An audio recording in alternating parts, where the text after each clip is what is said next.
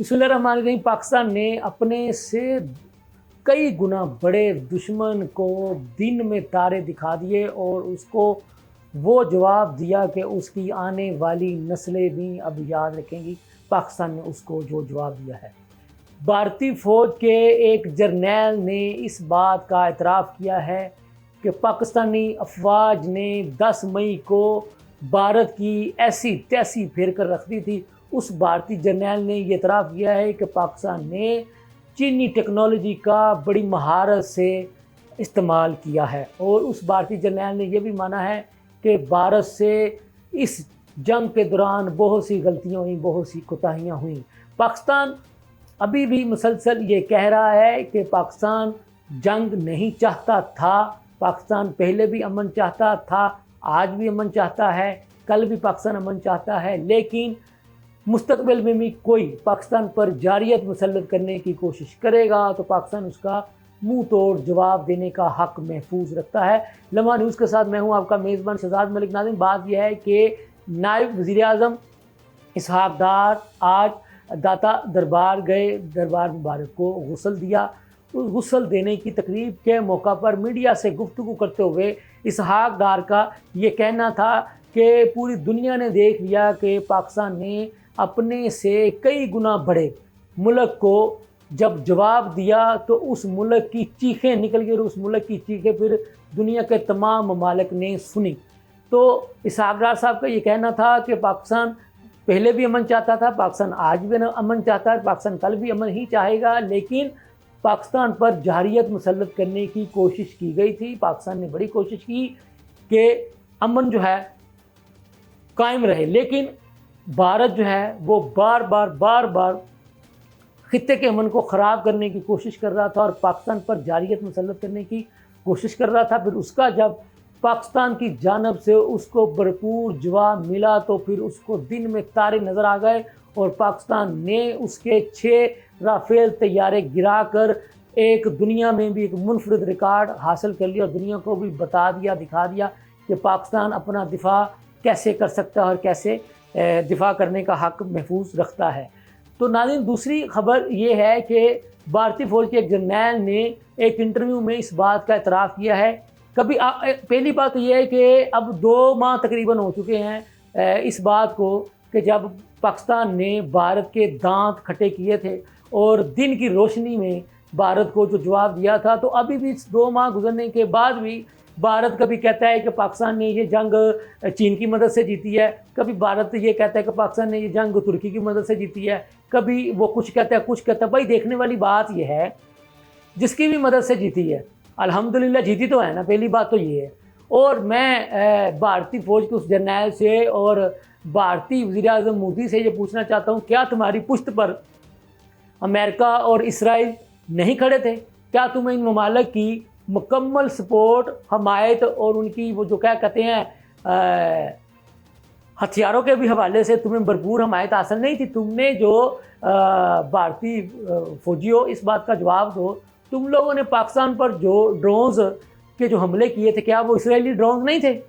तो बात यह है कि हमारी फ़ौज ने तो खालिस्तन, पाकिस्तानी अफवाज ने अल्हम्दुलिल्लाह खालिस्तन अपनी टेक्नोलॉजी, अपने हथियार इस्तेमाल करके तुम्हें दिन की रोशनी में तारे दिखाए हैं। तो अब वो तुम्हारे फ़ौजी मोदी साहब आप हों या आपके जर्नैल हों, ये कहें कि फ़लाँ की मदद से, फ़लाँ की मदद से, फ़लाँ की मदद से, मैं कहता चलो किसी की मदद से भी तुम्हें तो लग पता गया ना। अब तुम तो सोचोगे ना कि पाकिस्तान से पंगा लेना या नहीं लेना। तुम्हें तो पहले भी समझाया था हमारी पाक अफवाज के तर्जमान ने, अहमद शरीफ चौधरी साहब ने, कि बाहर आ जाओ। उन्होंने यहाँ तक तुम्हें वार्निंग दी थी कि शुरू तुम करोगे फिर ख़त्म पाकिस्तान करेगा। फिर पाकिस्तान ने ऐसा जो है ना तुम्हें ख़त्म करने की कोशिश की तो तुम्हारे एक जर्नैल ने एक गैर मुल्की इदारे को इंटरव्यू करते हुए इस बात को माना है और तुम्हारे जयशंकर ने भी इस एक गैर मुल्की टीवी को इंटरव्यू देते हुए इस बात को तस्लीम किया है कि मोदी ने खुद अमेरिकी नायब वज़ीर जो था प्रेसिडेंट, उसको फ़ोन करके कहा था कि मुझे पाकिस्तान से बचाओ। जयशंकर ने माना है कि जिस वक्त अमेरिकी नायब का फ़ोन मोदी को आ रहा था तो मैं भी उस वक्त मोदी के साथ कमरे में मौजूद था। तो बात यह है कि मोदी ने खुद कहा था कि मुझे पाकिस्तान से बचा लो। पाकिस्तान जो जवाब देने के लिए आया है अगर पाकिस्तान को अभी ना रोका गया तो वो तो इंडिया को दुनिया के नक्शे से ही मिटा डालेगा। ये तुम्हारे जयशंकर ने खुद माना है। तो बात ये है, और ये बात भी रिकॉर्ड पर है कि हमारे एक पायलट का इंटरव्यू जब आया था तो उसने कहा था कि मुझे तो मेरे सीनियर्स ने फ़ोन करके वापस बुला लिया था, और हमारी फ़ोर्स क्योंकि डिसिप्लिन फ़ोर्स है वो अपने सीनियर्स के हुक्म को ही मानती है। इनको इनके सीनियर से यही हुक्म आता है, डू और डाई, और कोई हुक्म नहीं होता। तो पहले उनको हुक्म था कि इनको मार दो, वो मारने चले गए। जब उनको हुक्म आया कि वापस आ गो, वो वापस आ गए। लेकिन तुमने हमारे पायलट का जज्बा देख लिया था कि उन्होंने कह दिया था, बता दिया था कि अगर मुझे मेरे सीनियर से कॉल ना आती, उनका हुक्म ना आता कि वापस आ जाओ, तो दिल्ली नाम का शहर जो है वो नक्शे से मैंने मिटा कर आना था। तो इधर ही से समझ जाओ कि पाकिस्तानियों का जज्बा क्या है। उनको जब उनके सीनियर्स की तरफ से हुक्म आ जाता है तो फिर उन्होंने पीछे मुड़कर नहीं देखना होता। हमारी डिसिप्लिन फोर्स अल्हम्दुलिल्लाह अपना जो उनका जो कमांडर चीफ है, हमारे chief of the army staff, जो कि अब अल्हम्दुलिल्लाह फील्ड मार्शल भी बन चुके हैं इतनी बड़ी तारीखी कामयाबी का बाद, तो उन्होंने तो अपने चीफ का हुक्म देखना होता है। जो आ गया है उस पर लब्बैक है। फिर उन्होंने हमारी इस बहादुर जवानों ने ये नहीं देखना होता कि उनकी अपनी जान है नहीं है।